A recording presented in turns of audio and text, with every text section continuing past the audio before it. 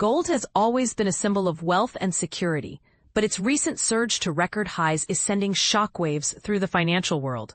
On Wednesday, the precious metal extended its unprecedented rally, fueled by a combination of factors that have investors flocking to this traditional safe haven.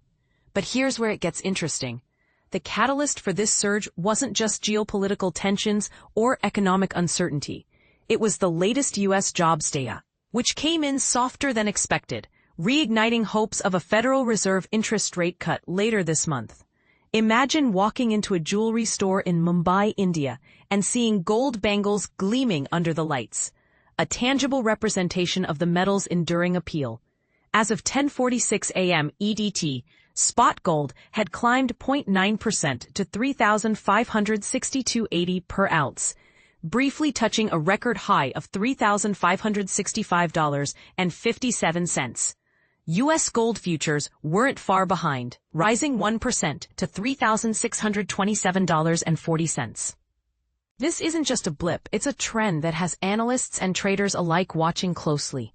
But this is the part most people miss. The softer U.S. jobs data, specifically a larger-than-expected drop in job openings in July, has shifted the odds dramatically.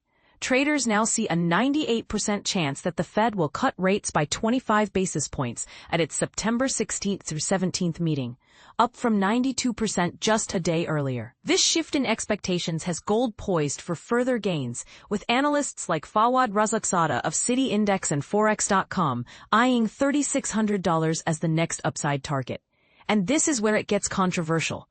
While many see gold's rally as a natural response to economic uncertainty, others argue that it's being artificially inflated by speculative trading and overblown fears.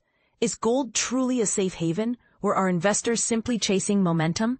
The debate rages on, but one thing is clear. Gold's appeal isn't just about its intrinsic value. It's also about the weakening trust in dollar-denominated assets, particularly amid concerns over the independence of the U.S. central bank. Adding to the intrigue, President Donald Trump is set to ask the U.S. Supreme Court to validate his broad import tariffs, a move that could further destabilize global markets. Meanwhile, Federal Governor Christopher Waller has reiterated his call for a rate cut this month, though he cautions that the pace of future cuts will depend on economic developments. On the other side of the debate, Fed Governor Lisa Cook has detailed her opposition to Trump's efforts to remove her from office, highlighting the growing tensions between the White House and the Fed. Here's a thought-provoking question for you.